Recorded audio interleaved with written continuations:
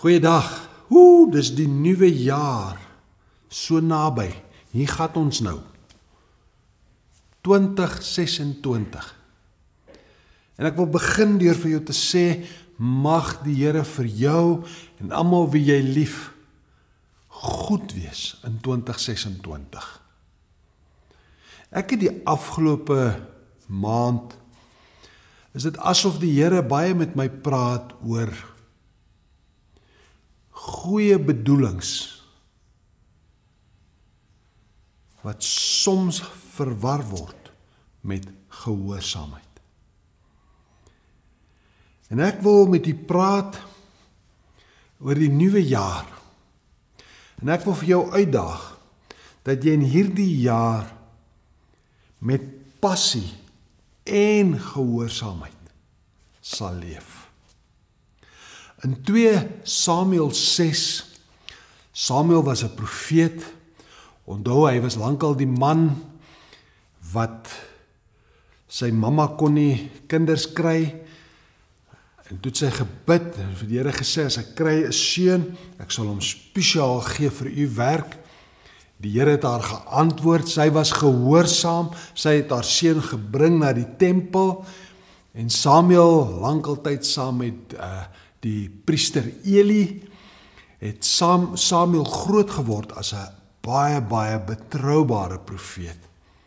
En later toe hy bietjie ouer was hy die man wat vir Saul as die eerste koning gesalf het, maar ook vir Dawid gesalf het as die toekomstige koning. Nou, in 2 Samuel 6 lees ons die storie van hoe die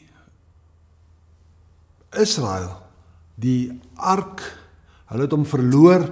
Ja, dit was Saul wat nie geluister het nie, wat gegaan het en gaan oorlog maak het teen die Filistyne. Hy het gemaak soos hy wou, hy was ongehoorsaam. Ja, passie, ek wil die oorlog wen, maar hy het nie by die profeet gehoor dat dit reg is nie. Hy het dit nie met die Here uitgeklaar en toe verloor Israel. Dit was 'n baie hartseer oorlog, ook omdat in daardie oorlog, toe hulle terugkom, het Eli gehoor, sy 2 seuns is albei dood, en hy self, Eli, wat begin het om ongehoorsaam aan die Here, is ook dood. Toe hy hoor die boodskap van sy seuns is dood, die Bybel sê hy was vet, toe val hy van sy stoel af, en hy is dood. Nou Samuel is die opvolger, en Dawid weet nou dat in daardie oorlog was die ark deur die Filistyne gevat. Maar die Filistyne het gou agtergekom, dis vreeslik. Want onthou, die ark praat van die teenwoordigheid van die Here. Die teenwoordigheid van die Here is 'n wonderlike seën. Maar as jy wil nie die Here dien nie, as jy besig is met afgode, is die teenwoordigheid van die Here 'n baie swaar las. Julle onthou miskien die storie waartoe hulle die ark gevat het, toe hulle vat hom daar by hulle afgod Dagon, so 'n beeld wat net daar staan, en hulle sit hierdie ark daar by Dagon, en môreoggend toe hulle kom, toe Dagon vooroorgeval op sy gesig voor die ark. En die Filistyne het besef, wow, hierdie teenwoordigheid van die Here is ook gevaarlik. En hulle wou dit nie meer, vat weg.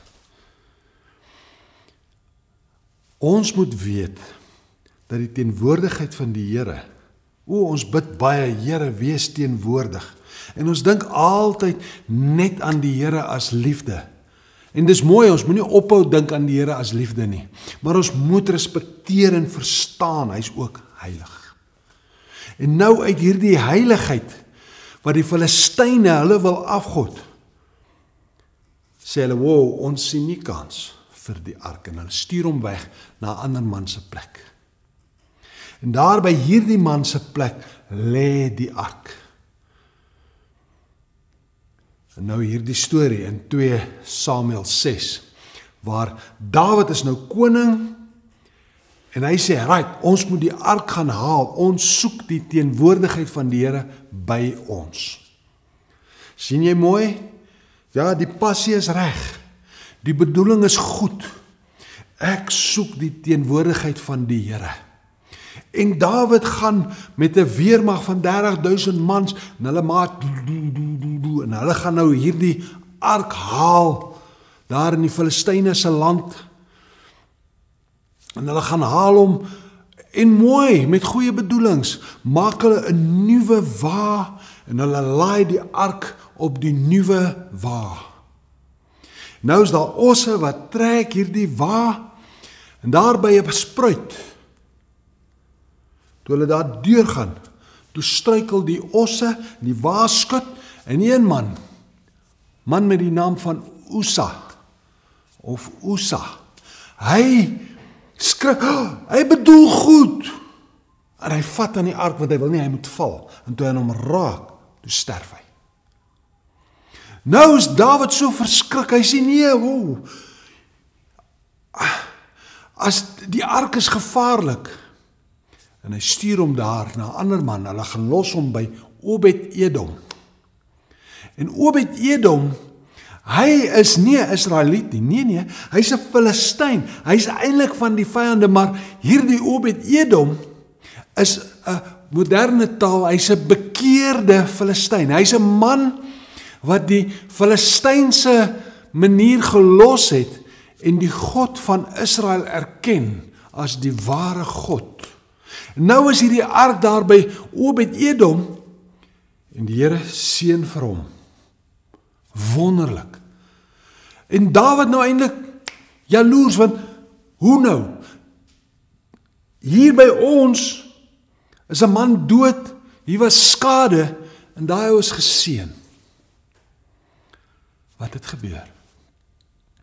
Jy sien, die passie van Dawid.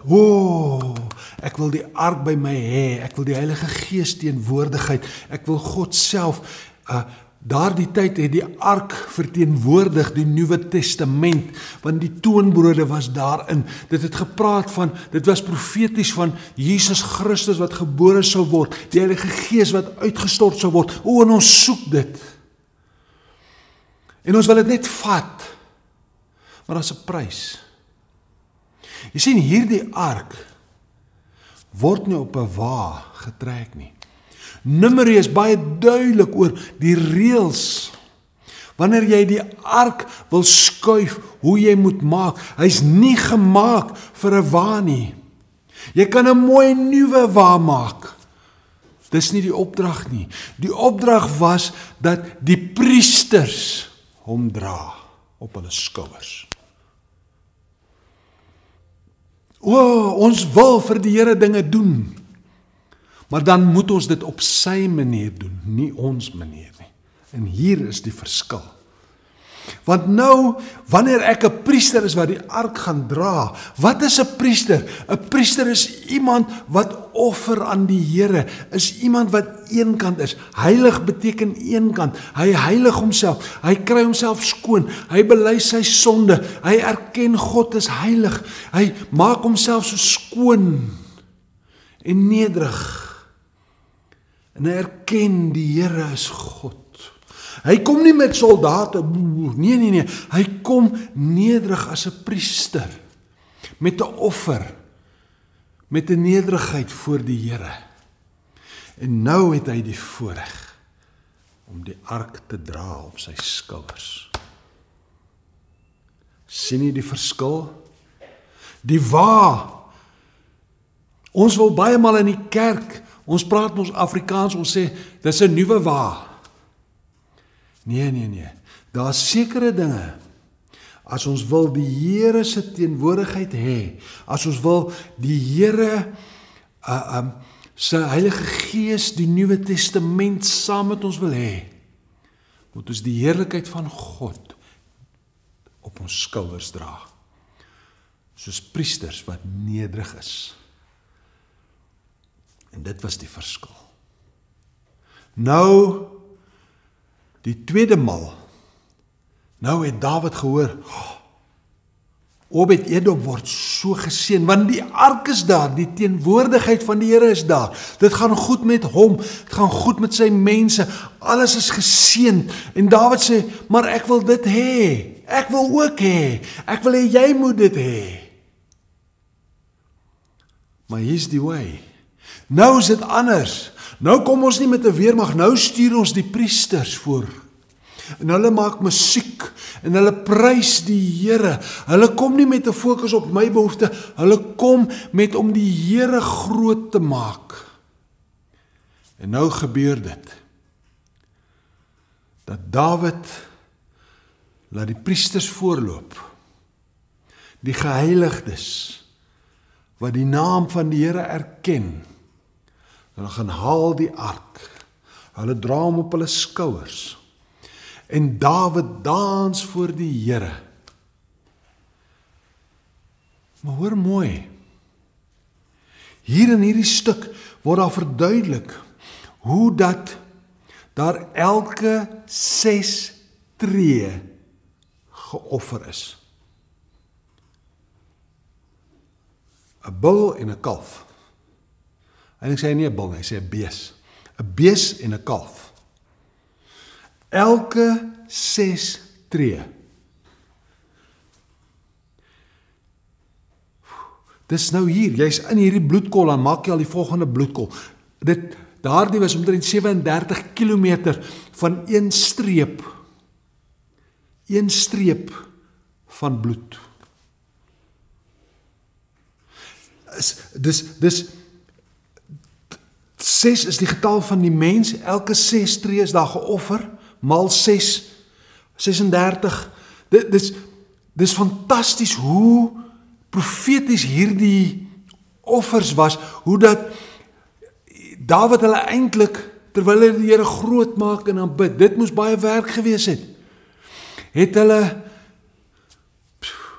ek het vergeet hoeveel dit was, ek het uitgewerk op 'n stadium, maar ek kan nie nou onthou, maar nou het hulle elke 6 tree vir 36 kilometer geoffer. So dit maak een lyn, maar daardie 6 is belangrik, want 6 is die getal van die mens, om te sê, elke 6 tree, ek offer my vlees, ek offer my manier, my dink, my doen, ek offer, en ek sê, die Here is heilig, die Here is skoon, die Here is God, die Here alleen, ek soek sy teenwoordigheid, en dit is nou die way, hoe hulle op hulle skouers die teenwoordigheid van die Here dra, terug na Jerusalem.